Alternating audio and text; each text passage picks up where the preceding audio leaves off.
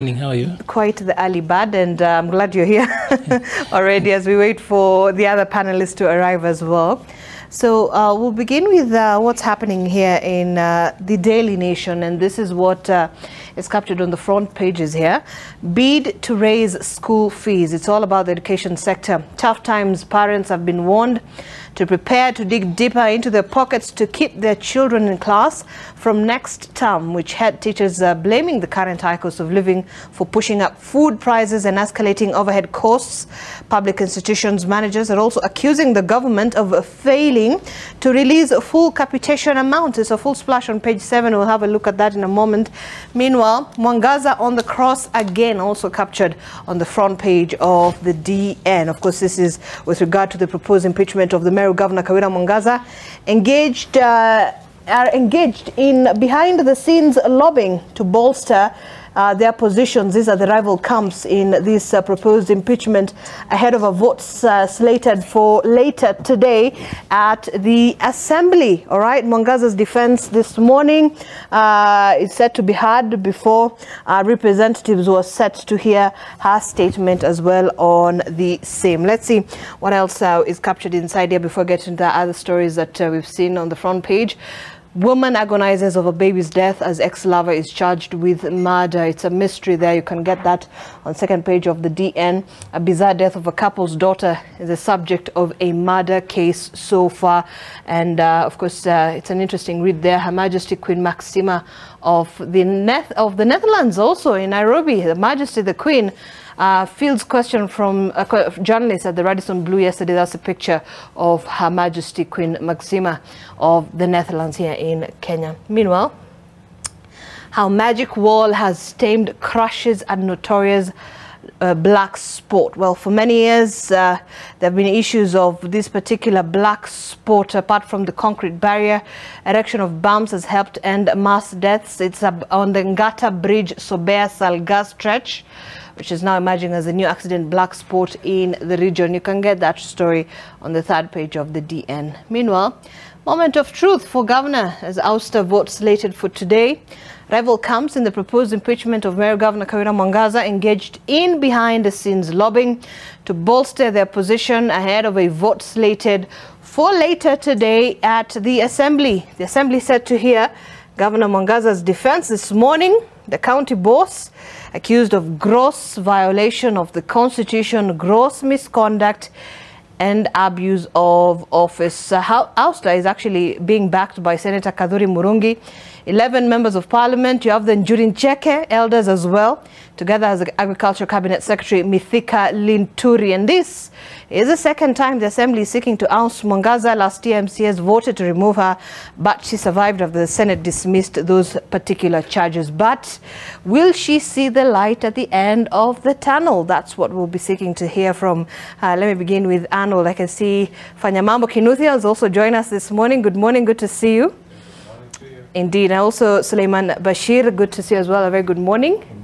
Indeed. But let me begin with Arnold. So this is the second time that the Meru governor is facing, an impeachment motion. Quite a tough time for her. I don't know what you make of some of these charges leveled against her. Well, there's not so much difference in the charges as they were in the first instance. Right. But probably we need to start speaking to this issue differently. Mm-hmm. Every time a county is obsessed with such a process, normally service delivery takes a backseat. So we are at a place where not so much is happening in Meru, and a lot of energies are being expensed towards the removal of the governor. And literally, you then realize that there are better ways of going about this. Mm-hmm. I know people are frowning at the process, or rather, the thought that impeachment for governors should be made a little bit harder. Mm-hmm. But you realize, as this was the case in Makueni, mm-hmm. and then later on we saw the same in Embu, mm-hmm. that every time, and even in Nairobi at some point, every time then this becomes the cycle, there's not so much that goes ahead. So for Governor Mwangaza, I think she actually needs to step up and show leadership. Mm-hmm. Do you think the problem is her leadership? She needs to actually be the leader here. Mm-hmm. Also, we should not shy away from actually saying these things. Meru as an area has got a problem with how it treats women in leadership.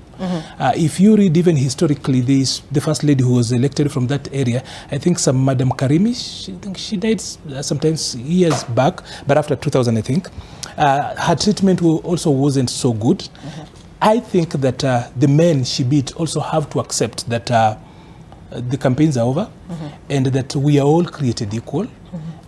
Because the issues that are here, if the threshold set by the Senate is anything to go by, naming a road again, the process of naming a road, if you are naming the road in the name of your husband, rather giving the road to your husband's name, whether your husband is likable or not, whether she sends people, she has got a sharp tongue, whether she takes and demeans other leaders, you see the same also going around her.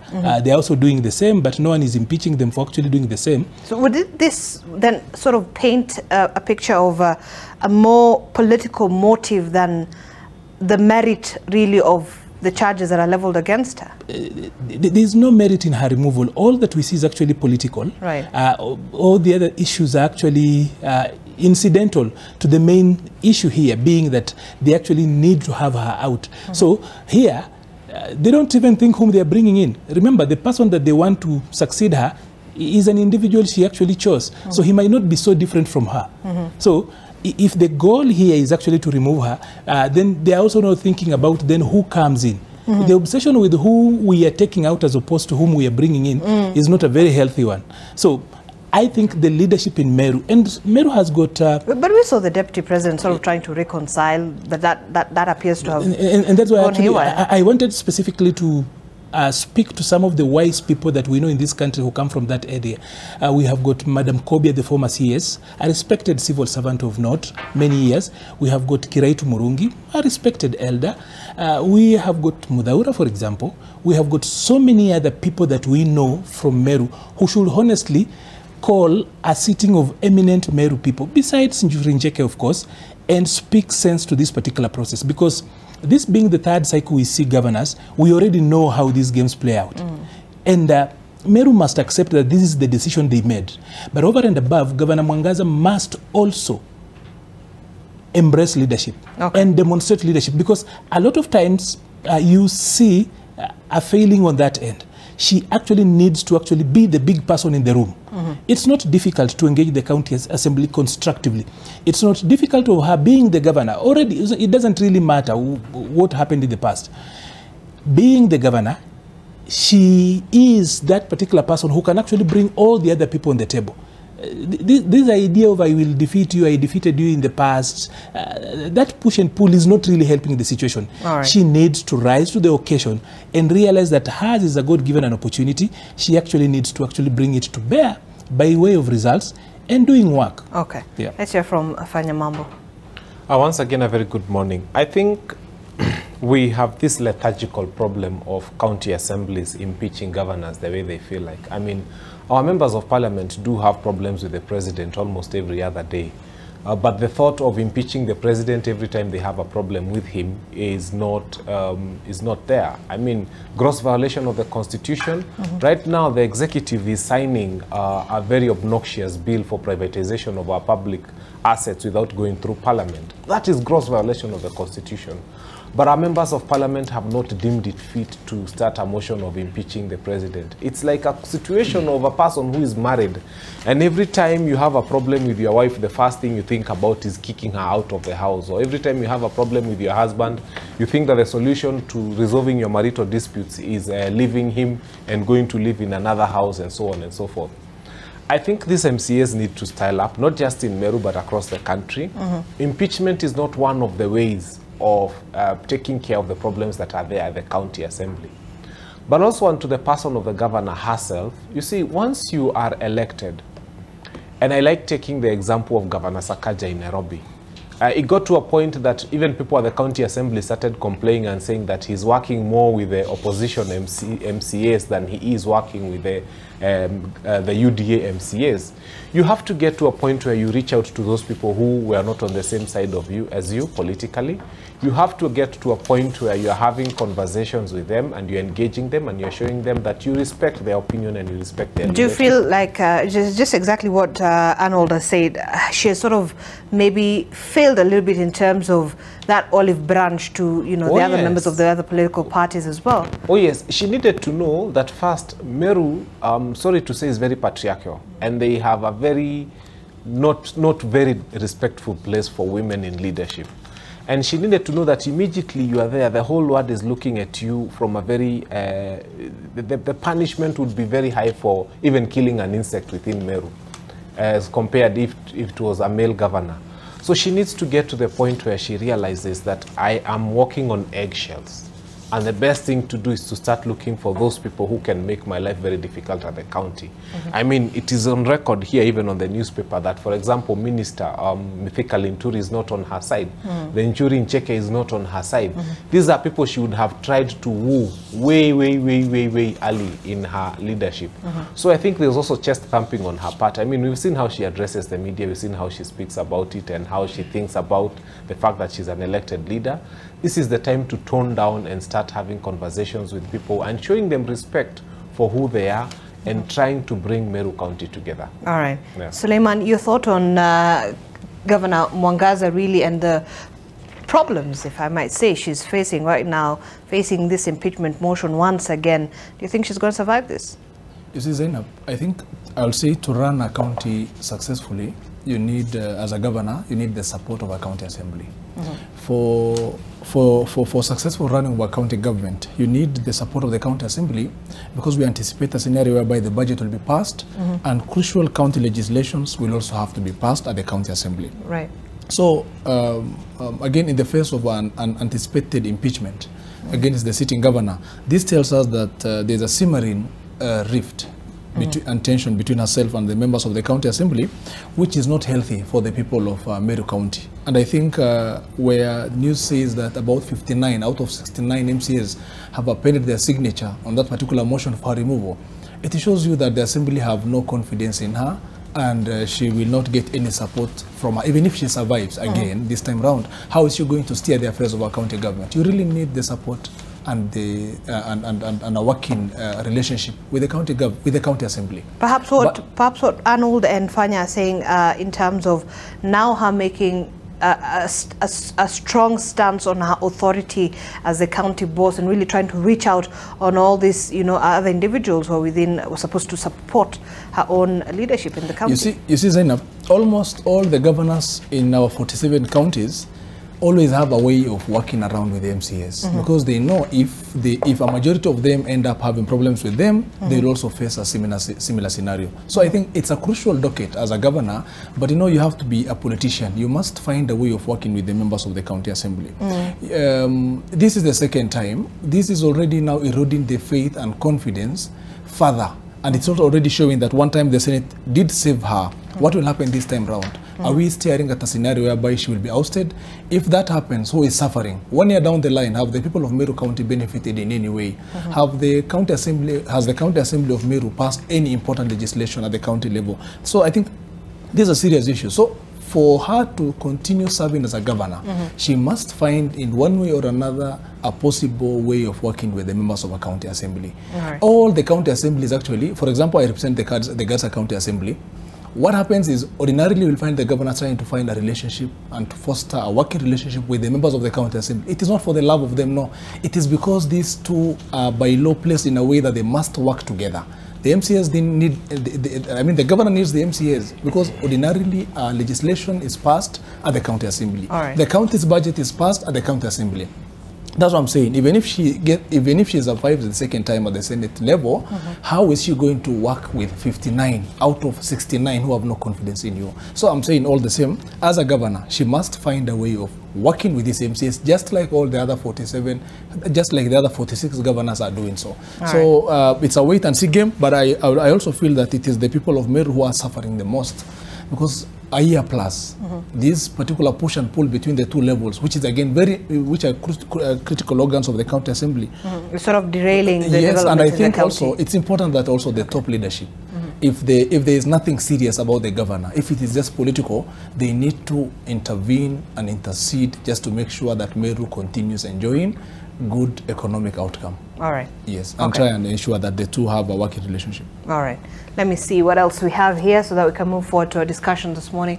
Ruto says Gaza-Ukraine war is hurting Africa as well. This is the ongoing conflicts in Ukraine and Gaza, which are hurting African countries far away, showing how interconnected the world is today. The president saying he was speaking at a forum in Riyadh, that's in Saudi Arabia, where the president pointed out that the two conflicts are currently the biggest in terms of lives lost and properties damaged, with the violence hurting even those who have nothing to do with the war. The head of state weighing in on the Israel-Hamas war in the Gaza Strip, as well as the Russian invasion of Ukraine, saying human life was sacred and should be protected at all costs. However, he says he addressed the issue of Africa's potential to lead in renewable energy, highlighting the urgent need for strategic climate financing at the 7th Future Investment Initiative in Riyadh, that is in Saudi Arabia as well. You can see the picture there, the president having a chat with the Crown Prince of Saudi Arabia, Mohammed bin Salman, at the King Abdulaziz International Conference Center in Riyadh yesterday.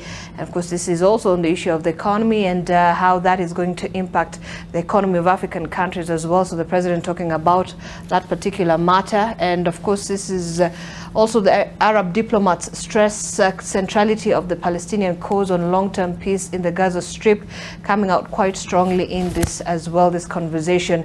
And of course, Kenya has also, you know, in terms of this particular matter, made a statement on the issue. And we're going to move away from that for a moment. We'll see what else is here. Civil servants have until the 31st of December to declare their wealth. It's a race against time to declare the wealth of civil servants' assets before the end of the year, as part of the biennial exercise to determine whether the wealth of government workers matches their salaries. PSC informing civil servants that it would open applications for them to declare their income, assets and liabilities from November 1st to December 31st. So if you're a civil servant, you need to declare your assets as a requirement under the Public Officer Ethics Act of 2003. And this is all under the war on graft that the government is undertaking as well. Meanwhile, what was on the front page of the DN, parents warned of rise in school fees on high living cost. Parents now, warned of a looming increase in fees when schools reopen in January. Due to the rising cost of living, head teachers are on the horns of a dilemma, mulling whether to ask parents to pay more money next year or adhere to the Ministry of Education guidelines on school fees. Now, those who spoke to Nation accused the Ministry of retaining a bulk of the capitation funds. Managers at both public and private schools telling Nation it will be impossible to run institutions on the current budgets as the cost of living has gone up. Principals in public schools saying the latest fees guidelines were determined in 2014. So Arnold, this is another headache for parents, and I mean Kenyans, because you must have someone in school, young learners. If you're not a parent, you must know somebody. You're probably helping somebody pay school fees. So then you have this new dilemma they're going to be facing in January, where the teachers are thinking, should we increase the school fees or not? Actually, the decision to increase school fees was done mostly during this term, earlier this term, and sometimes last term. Right. Because for schools to actually come up with these decisions, they no longer have to do it unilaterally, so they have to call for those AGMs. You realize that this term, and a little bit of last term as it came to the tail end, there were a little bit of extraordinary AGMs. Specifically, a lot of them were to review the fees, and this is what they were actually discussing. Now, the decisions of those particular extraordinary AGMs is actually coming into effect in January, because since the year had already started, a lot of that wasn't going to reflect in the fees as it were. And the agreement in a lot of those meetings were that then it will reflect starting in January. So you see that the variance is there. So the story here is lifting a process that has actually happened. It's not really like it's a breaking story, of course. Front page splash, yes, but so much of a feature story, if you were to ask me. So of course it's going to be a little bit tight. And somehow you have got between now and mid next month to make some money. Because after that, everybody becomes a hoarder of money. People are keeping money for December and for January. Right. So in that particular situation, if the economy has not really been working very well, the economic picture has not been very rosy out there, globally as it is. So now we are moving to a situation where then, of course, a new year comes in and it's going. So, you know, what the nation has done is to ensure that we are not going to even enjoy Christmas, because we are already reminding us of January, way before we get there. You know, normally there is the Panadol or the lull that is given to us in December. You try to feel easy, have family time and stuff, and then now you struggle with January. Now, way before we get to December, now we already are being told that somehow, somewhere about 60 or so days away from now, there's a headache that is coming. So which shouldn't be hidden. I mean, it's there in the public. You should be able to know that by January things might actually change for parents. It's not like a matter of being hidden. It's a matter of you know, how, you know, I always say it's in the morning so we can talk about hope. I'm not so much of a good proponent when it comes to hope, because hope is not a strategy. But somehow the hope that tomorrow will be good is important. But then now here we are being reminded that however long this takes, there is some pain coming in front. So anyway, in the next 2 months or so. In the next 2 months or so. So anyway, whatever it is, I think I know government will work around this to ensure that issues around capitation, and it's not just about late capitation, or rather submission of capitation monies. The biggest problem has been what we were going through. The challenges that were happening that really then ensured that food prices went up for boarders, for a lot of schools. You know, for day scholars, there's not so much that has changed. But for boarding schools, the cost of keeping children in school, electricity, food, water, and everything around that is what actually has gone up. But I'm hoping that with the harvest that we have, a little bit of that will actually temper even the bad situation that we have. All right. Fanyamambo, should we perhaps look at a review of the current budgets that schools are receiving? I think we need to have a review of what government is telling us. You know, I have never understood the Kenya Kwanza administration. The more I try, the more I have a headache. The Kenya Kwanza administration that told us that they have stabilized the economy is now telling us the cost of putting children in school will be higher. Electricity is higher, we admit, but why? Because taxes have gone high. Not because cost of production of electricity is high, but because this government has levied more taxes on electricity, making life in school more expensive. This government told us that they will give us free or subsidized fertilizer, whatever they called it, and because of it we are going to have bumper harvest. We've heard that unga is cheaper in Roiro. Why are they not buying that unga that is cheaper in Roiro and giving to these schools? The same government is telling us that they have stabilized the economy. You know, Zainab, this is like, I usually say it's like you divorce one wife, then you marry a new one. Now, when you marry this new wife, you find a husband who is now earning more, has borrowed more from banks, is spending less on fees, paying children, paying school fees to school, is spending less on electricity and water, and that husband perpetually usually has no money. The Kenya Kwanza administration has borrowed more than the previous administration comparatively. The Kenya Kwanza administration is collecting more in taxes than the previous administration. The Kenya Kwanza administration has got a lot more money at its disposal compared to the previous administration, yet it is spending less on our children. It is spending less on subsidizing fuel and electricity and so on and so forth. And it is perpetually broke. And it is always telling us that they have stabilized the economy and that we are doing well now, the economy is stable. You listen to these people and sometimes you wonder what goes on in their mind. Kwani, how foolish do they think Kenyans are? One morning you're telling us you've stabilized the economy. The other morning you're telling us that the cost of living has become so high. One morning you're telling us unga is cheaper in Roiro. The other day you're coming and telling us the cost of food has gone high and therefore school fees has to go high for their children. I think it's actually the managers of public and private schools have, raised the concerns in terms of the budget that would not be sustainable, right? These managers were used to a government that used to send capitation to schools. Now they have a government that is delaying capitation to schools. Headmasters have gone to Mombasa and complained so many times. They have a government that is barely giving that capitation and complaining there's no money. I told you this is the first time in a very long time I've been put in 3 groups of people who are trying to raise school fees for university students. Something that never used to happen. Uko kwa WhatsApp group, people are just there trying to changa money for university students, something that never used to happen. So we have a government that is borrowing more, collecting more, taxing more heavily, but spending less on its citizen, and perpetually telling us they are broke and the cost of living is high. Right. The next thing you hear now, the Israeli war, with tutambua and it may affect school fees of a child somewhere in Bondo. Then you wonder what is wrong with this administration. We need to get to a point where we realize that Kenyans are not that daft. At some point, even as you lie to them or tell them these things, you need to find a way to, an intelligent way of telling them that we are failing as an administration. All right. Let's take a break at that point. Fanya mambo there, but I see Ishmael Nyariba has also joined us this morning. Good to see you, Wakili. And when we come back, we'll be engaging you as well on a couple of other issues headlining on the papers this morning. The hashtag, as always, is MLiveNTV. Talk to us. We'll be hearing from you on our social media platforms in a moment. Stay with us.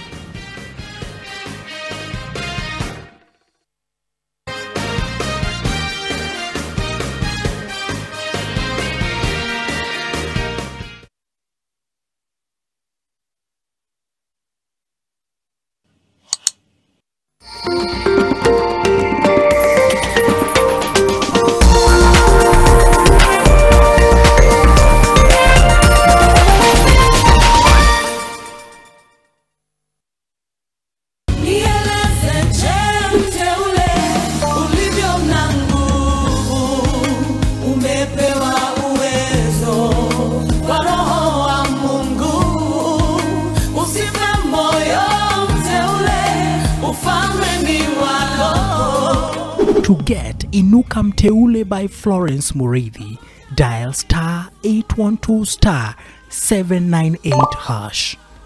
Skiza, non-nation. Bridget may be unique, or whatever you want to call it, but to do something like that to Alberto? No, forget it, no. Tell you something, Carmen. The sketchy establishment where your son is working with Haiba is not a restaurant. I have my own proposal that should satisfy everyone. I will give you 10% more than what Irene and Diego offered you. Head over heels. Head over heels in association with Ariel. Mi upata clean and fresh results. Kwa mwosho moja tu, Ariel ndio siri yangu. Sasa story yangu iko popular sana. Ariel, usafi bora kwa mwosho moja tu. Now this week, we are looking at gene editing. That scientific technique of making specific changes to an organism's DNA. Genome editing is one of the additional tools that is now coming up and showing very great promise in terms of changing the breeding landscape. We have made Stega resistant sorghum using genome editing, so Africa of all the people should be very receptive of this technology. Gene transfer technology is safe, it can be controlled, and it's going also to be very important in terms of food security. Mortein Doom, with its trusted formulation, it provides protection in seconds. So spread the Mortein Doom message of how we, you and I, can fight to end malaria. Mortein Doom, Kenya's #1 choice. What I like about Man Cave is the opportunity that men have been given. Through this platform, they are able to discuss and share amongst themselves what really goes around their lives. One person may think that they're going through something worse, but when you sit down and hear what other men are going through, you're able to really understand what what is affecting you is really nothing. And Man Cave has done that very well.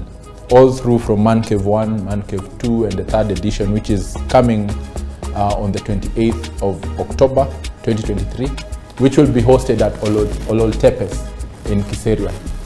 It's a man's affair. You're all welcome.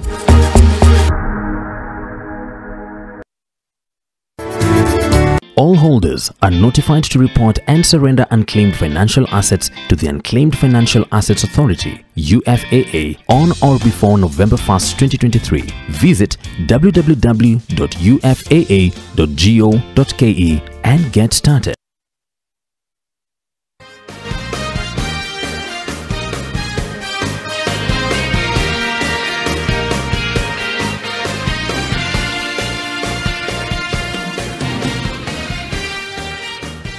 All right, welcome back to the program. You're watching M Live this morning as we canvass around some of the stories making headlines in the country. I want us to wind up on the paper very quickly, but just to remind you, in studio, I'm not alone. I'm with Arnold Maliba, public policy analyst, Fanyamambo Kinuthia, lawyer and governance analyst, Ishmael Nyaribo, advocate, and also who is the chair of the Budget and Finance Law Society of Kenya, as well as Suleiman Bashir, who is a lawyer and governance analyst as well, have joined us this morning to take a look at some of those developments in the country. Let's just finish up on this particular matter. I was Ishmael, I'm going to give you an opportunity just to comment on this particular issue. Parents warned of rise in school fees on high cost of living, which also is captured on something else, still touching on the same varsity fees shocker in front of that's the headlining page of the Standard as well.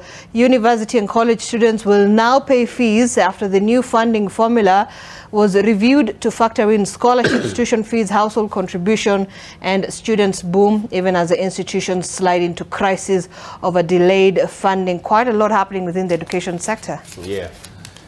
Zainab, the fees has never really dropped down since 1963 to date. It has never it was 40,000, now it goes to 17,000. No, it always keeps rising. This is true.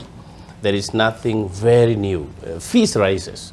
Every now and again, we pay more fees, we pay more for food, we pay more for everything. And this is how it was also in the Handshake Brothers' time. Cost of living went up. I think where the problem is and why I think many people feel the pinch during Kenya Kwanza regime is because the Kenya Kwanza regime is not interested in coming down to the public, to the poor people, and help them and subsidize food for them, subsidize basic goods for them.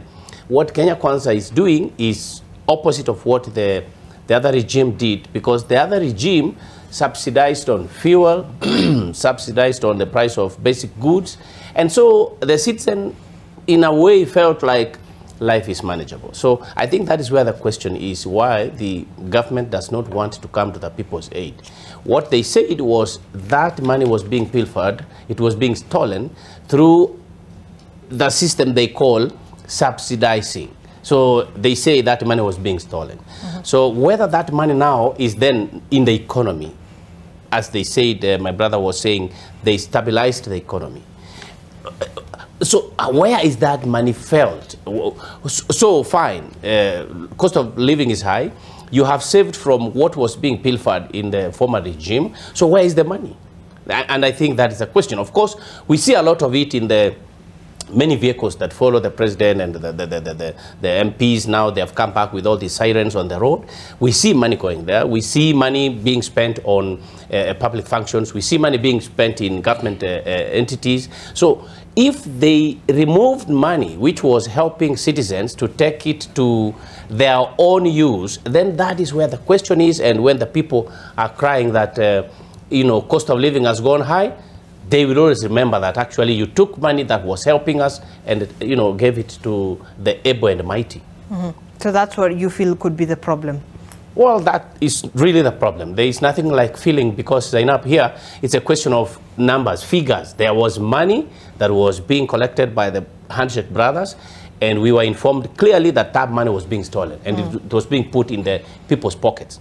Now that money is not being collected into people's pockets. It is being collected by the government. Where does it go? All right. Yeah. Anybody can answer that. I mean, we can see a lot of, about 40 vehicles following the head of state and the deputy president, and that's about fuel. I mean, the fuel going into V8s and all that is not small money. So we know also where the money is going. But what we are telling the government clearly is that is around policy. Citizens need to enjoy public money, need to feel that they are sharing in the national cake. So if you subsidize fuel, it will not be 220. It will go down to 150. And that's how Kenyans can all benefit, because then it trickles down to every other, a segment of the economy, especially where fuel is involved. Bashir. You see, Zainab, when you increase the cost of fuel, when the cost of living skyrockets, do you expect those who are running the private schools to make things cheaper for you? I think it's a general problem that is having a trickle down on the poor citizens. You see, again, away from the private institutions, let's just come to the public institutions. The capitation grant per student is rarely released in time. We always see the public primary and secondary headmasters and headmistresses and the principals always coming out requesting the government to release the funds. So you see, I find there's a general problem in terms of how the funds are being managed by the Ministry of Education. Secondly, I also find I am not amused by the anticipated increase in terms of the school fees by the private schools, because there's a general ripple effect in terms of the general costs within which they operate. You need to pay teachers, you need to run the school affairs and everything. So we are not surprised. I will blame I'll blame how the government has managed our economy. And let me also put it this way, that when I look at the headline, the front page of the Standard, when it talks about the funding models for university students, what surprises me today is all those students who are sponsored by the state, presumably, have joined our institutions, and things are a bit different. You remember at the time of JAB, the Joint Admissions Board, we used to be given the scholarship, we used to walk into university, knowing the little we are supposed to be, about 16,000 or 12,000. Today, these students have all been admitted. There are certain categories through which the funding models will be done. The band 1, band 2, yes. Yes, and the funding model will come once you are admitted. Now they're already in class. They do not know how much of a sponsorship they'll be granted by the government. The universities are finding themselves in a mess because there are students who are said to be government sponsored, who are in classes for about a month so far, who they have not received their fundings from the government. These very students don't know how much they're being sponsored and how much they're supposed to raise. Let's go to the Health Education Board. The boom has not been increased. It's always been between 50,000 and 60,000, which is rarely released in time. So I feel the general infrastructure in terms of how our both university, primary and secondary education is managed is in tatters. The ministry needs to up its game.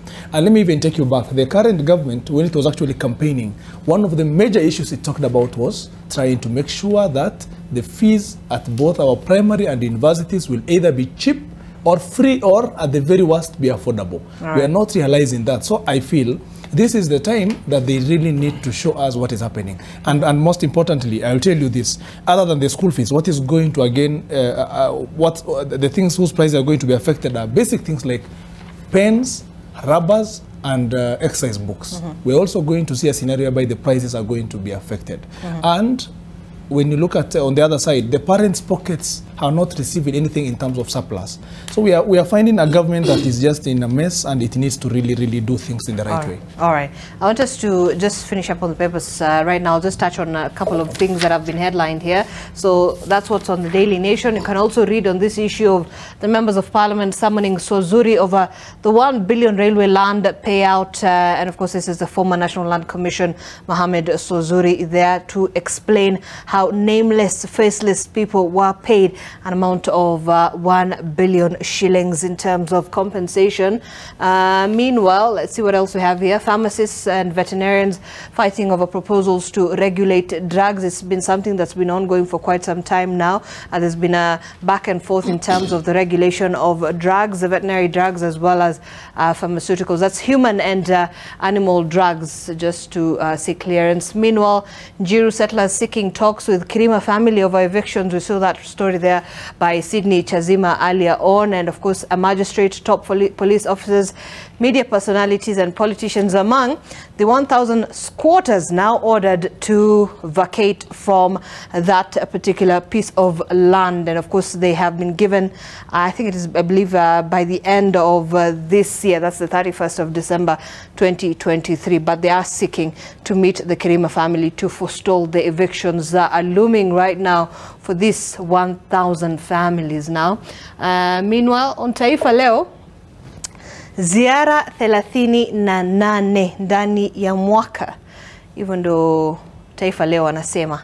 Rais Ruto ameendeleza mtindo mtangulizi wake Rais mstaafu Uhuru Kenyatta wa kufanya ziara nyingi katika nchi za nje zinazogharimu mamilioni ya fedha, huku akiwa kwenye ziara yake ya 38 kwa sasa. Ukurasa wa pili pale, tukiangalia ziara za Ruto tangu waingie mamlakani mwaka jana. Ziara yake ya kwanza ugenini ilikuwa Uingereza, kisha Januari mwaka huu hadi mwezi huu amefanya ziara 27 na ziara ya hivi punde ni ya Oktoba aliyoifanya nchini China, na sasa yuko Saudi Arabia ambayo ni ziara yake ya 38 ndani ya mwaka mmoja tu, huku naibu wake naye akiwa nchini Ubelgiji. All right, so it's all about, I think we've had this conversation for quite some time in terms of really, you know, the foreign trips that we've seen the top leadership of the government undertaking, and what that means for the economy, especially at a time when people are calling, and the government itself calling for prudence in terms of public resources. But of course, the government has, you know, laid legitimate concerns, saying that, you know, reasons as to why they go for these trips, which is to help in terms of developing the country. Arnold, I know you've talked about this for quite some time as well, in terms of why we have to keep seeing the president together with a large entourage that follows him to go to these different trips, while at the same time they're the ones who are calling for prudence in terms of how they use our resources. This is because it's taxpayers' money that we're using here. Well, when we speak about prudence, and I think that question will actually also help me settle a few issues that were raised by Fanyamambo and Wakili Nyaribo very quickly. First of all, when you say a large entourage, do we have the numbers there? The head of public service, for example, has actually given guidelines on how many people can actually go out. And I believe that the head of state is making these trips out of necessity. It's not out of luxury. I do not think that a man of the president's stature at this particular point is going out of these trips like a tourist. He's not. He's been around this field for quite a long time. He was elected in the 90s. And I think he's been in government all along. If it's going out on trips, kama ni kukula njaro, the president amekula njaro ya kutosha. And he's going out there because there is something to be done. And literally, you can actually put the trip against what is actually anticipated or what has been scored out there. So I know it's a big issue when we're talking about the cost of living and how things are. So somehow when it's a thin news day, like now we are heading to December at the end of the year, and we are struggling to get important news. So then we can go back to recycle search. So we will go back to that a lot of times. So you're not saying this is actually legitimate at a time like this? This is his first year as president, right? And have we, for example, compared the budgets of travel? Are we able to actually go back and say, in the first year, this is how much, for example, Jubilee traveled, this is how much, for example, Kibaki traveled in his first time? We are not able to do that. So even as we get around with the prevailing conversations, this is likely to actually get out of the window and just be political the way people are playing it elsewhere. But then I needed to point out, Nyaribo said that he saw a lot of V8s. I know Nyaribo is a man, and we boys are expected to know vehicles. There was no V8 in that convoy that was seen in Kericho. Even, and he sells vehicles, by the way. He shouldn't be advertising his business here. But even the biggest vehicle that was there, let's say about the newest, the LC300, the Land Cruiser 300 series, Toyota no longer manufactures V8s. Government has not been using V8s at the top because every time the president needs transport, he doesn't decide it on his own. He has got a transport pool that actually comes up with specifications depending on where the mission is. So if he's in town, there will be a convoy that looks like town. When you're going down there, places where you will need a little bit of enhanced vehicles, you will actually have the vehicles we had, but there is no V8 in government today. What we have, honestly, the biggest one will be the V6 when we're talking about the LC300. All the others are either TXL, TX.L or VX.L. All of them not more than 3,200 cc. So it's also not fair to actually go out there and sell this feeling like the V8. The V8 stories and like the convoy is big. So okay, let him respond. As I conclude on the same. No, you've made a point. I mean, you're discussing. You're discussing specifications. Okay, I know. Give him an opportunity. Yeah, he's discussing specifications of a car and the CCs and I agree. Or in that sense, you didn't see a V8, but then you're talking about a Lexus. You call them LC 570. There was no Lexus. The LC300 is the Land Cruiser 300 series. So there were VITs or something like No. Well, whatever I'm saying. So Zainab, what I'm saying, yeah. Sorry, I cut you short, Arnold, but what I'm saying, these are guzzlers, in short. If you want to be very minute and detailed in terms of, it wasn't an LC, it wasn't a Lexus, it was an LC2 300, whatever that is. Very technical. In all honesty, when the president visits outside Kenya, for example, there is a whole world of, team of people who go ahead of him. And we are not saying this should not happen, Zainab. We should be understood in context. What we are saying is, in fact, the head of state should do proper, foreign diplomacy. These visitations are good. Nobody's saying he should not go to Saudi Arabia, he should not go to United States. He has gone. This is good. It means good for the country. But please appreciate the number of people you carry along. Because we have had these complaints that when ministers are allowed to go out, they go with a huge entourage. So it's all about But there was already a directive that was given. Zainab, that directive, who is implementing it? The head of state is not implementing it. It's, like he says, it's a transport manager. What is the mood, the mental climate of the transport manager? He could send his family or friends, and that's what we are saying. Okay. Let us be understood in context. We are saying even the government should cut on its expenditure, and it should partner with the poor masses so that they can enjoy the national cake. Okay. This is really the main issue. Kindly, Arnold, as you wind up because of time. You see, if Nyaribo's point was actually a point of order, he actually went forth to actually explain it. But this was my point. Yes, that initially, whatever he had said is not accurate, and that we have got competent transport managers who actually decide. The government transport pool decides actually what works and what doesn't work. Also, it's not true that those vehicles, and I would leave Fanyamapu, for example, to explain that. We're not talking about those vehicles. They are diesel, and we know that diesel is about 3 things. Number one is about torque, distance, and efficiency. So literally the option that we have.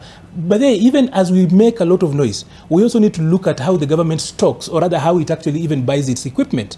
So be that as it is, I just needed to point out this way, that sometimes we might actually be measuring on minor stuff. For example, Parliament has not spent anything over and above what they have. And it's merely about 3% of the entire national budget. So it's easy for us to point out and say, they are all over, they are spending so much, but they've not gone out. Because how much does Parliament have? About 40 billion shillings. What is the percentage against our 3.7 something trillion? It's about 3%. So, and is the executive going out of it? Really entirely no. What we should be talking about is that government has turned into an employment bureau.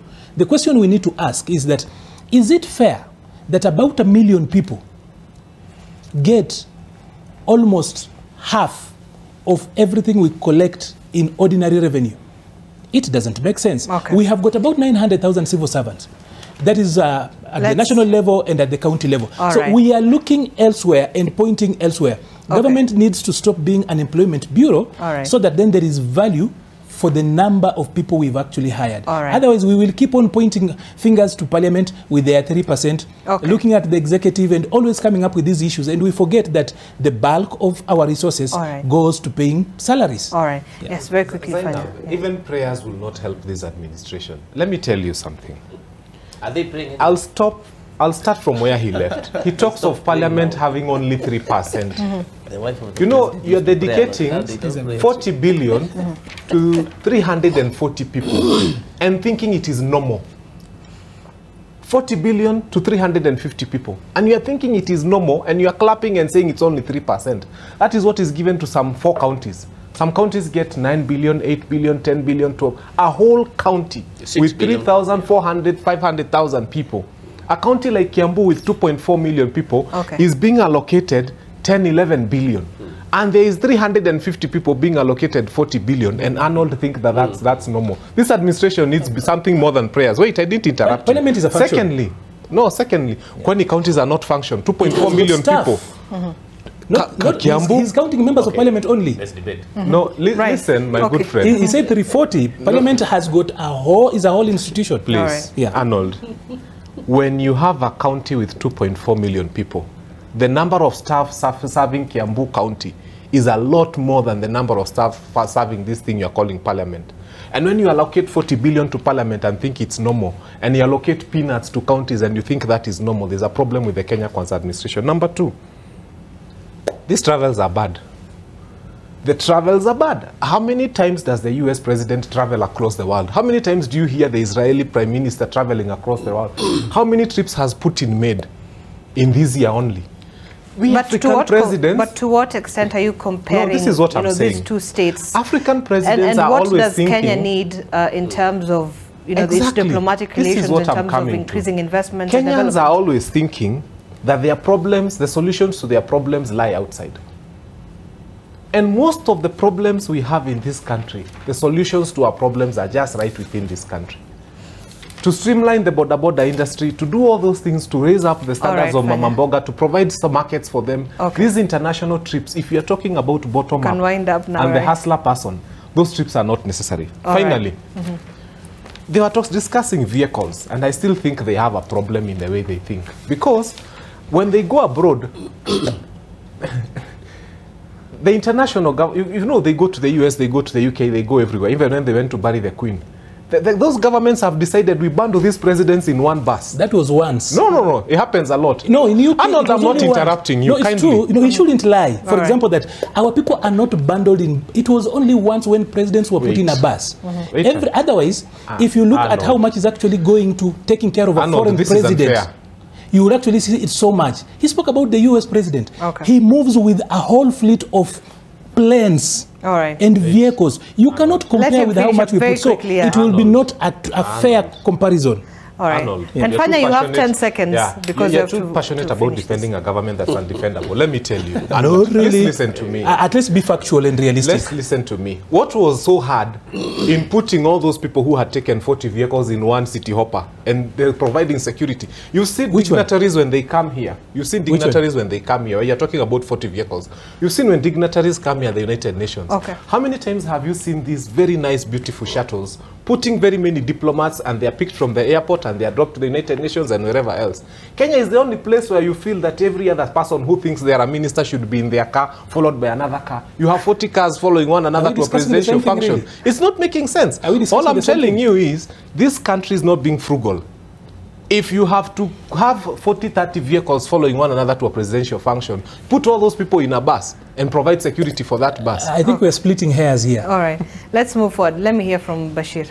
I think, Zainab, what I'll say is it is important for the president to partake and participate in such conferences, such as the Future Investment Initiative. We have over 6,000 delegates. It's an important spot for the president to share with the outside world the potential that Kenya and the rest of Africa do have. That one is not in question. We will appreciate such trips. Let him be doing that. Let him take part in crucial places. But my issue is one. We are told between the time he assumed office and right now, he has, our president has taken or has undertaken about 30 or so international trips. The big question is it a reflection of what we are achieving, or how are we benefiting as Kenyans? That is the biggest issue. Yes. Secondly, we are alive to the circular that was issued by the head of public service, who said the cabinet secretaries who are traveling out of the country, and he has limited the number of people who will be traveling out of the country. That is a good circular, but the big question is it being implemented? That's what I'm saying. We need to curb wastage and unnecessary expenditure, and that is the money we need to divert to assist the people of Kenya. That one doesn't seem to be achieved in any way. But what we are saying is, let the president travel, let him sell the potential of Kenya and the rest of Africa to the outside world. But all we are seeking for, all we are praying for, is for that particular issue, what he's selling out to have at least a reflection. At some point, we need to have an audit of how many trips the president has undertaken. And you know, the institution that is supposed to do such, I think it is our National Assembly. They need to actually have a sit-down. They can summon the respective cabinet secretary and pose the necessary questions in terms of asking him, the president has traveled to places A, B, C, D. We want to know what is the achievement for the people of Kenya. All we are saying is, let us try and curb wastage. The question of again saying that there are a lot of vehicles and all that, it's true. Our roads are blocked. Just see what the president and the deputy are driving around and the kind of convoy they're having. It's unnecessary. 1 or 2 vehicles is enough. Let's curb wastage. Let us appreciate when our president travels internationally. We need him to sell our potential. But what we are saying is he has not lived up to his dream of saying that he's going to curb wastage. We haven't seen that. And that was also a campaign platform. In other words, he has time. If he curbs on wastage, caps on expenditure or the necessary expenditure, it will right. be important for us. That is the money we can use as a people, and that's how we can at least lower the cost of living. All right. Sure. And I know, Ishmael, I gave you an opportunity to speak because I want us to finish up on the paper. We are done with the paper for now. You can read the rest of the stories inside there, including on the BD. That's what's captured on the issue of Ruto eyeing billions in Saudi Arabia, carbon credit deals as well. And this is what I want us to talk about. It's actually captured on the second page of the Standard, I believe, actually third page. Let me get to that. Let me see if that story is captured here. All right, it's actually on the fourth page. And the Standard talks about the issue of Mount Kenya Unity Drive pitting Karua against Gachagua amid 2027 talk. Is that something